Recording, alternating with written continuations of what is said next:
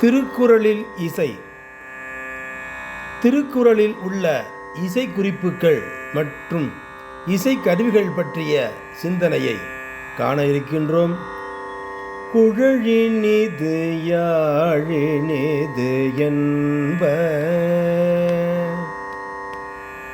குழலினிது யாழினிது என்ப, தம்மக்கள் மழலை சொல் கேளாதவர். குழலினிது யாழினிது என்ப, தம்மக்கள் மழலை சொல் கேளாதவர்.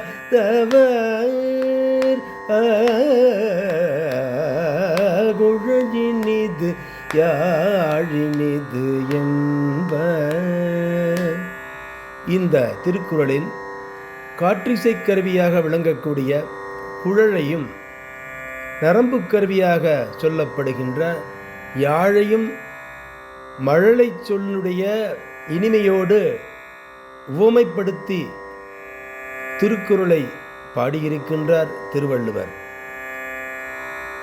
திருக்குறளில் இசை பண்ணெண்ணாம் பாடற்கு இயைபுகின்றேல், கண்ணெண்ணாம் கண்ணோட்டமில்லாத கண் என்பார்.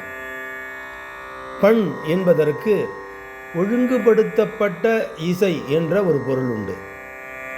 அது இயை என்ற சொல்லிலிருந்து பிறந்த இசையோடு தொடர்புபடுத்தி சொல்லப்படுவதால் அது பாடலோடு இயைந்து வர வேண்டும் என்பதை கண்ணோட்டமில்லாத கண் என்ற பொருளோடு ஒப்புமைப்படுத்தி எடுத்து இயம்புகின்றார் திருவள்ளுவர்.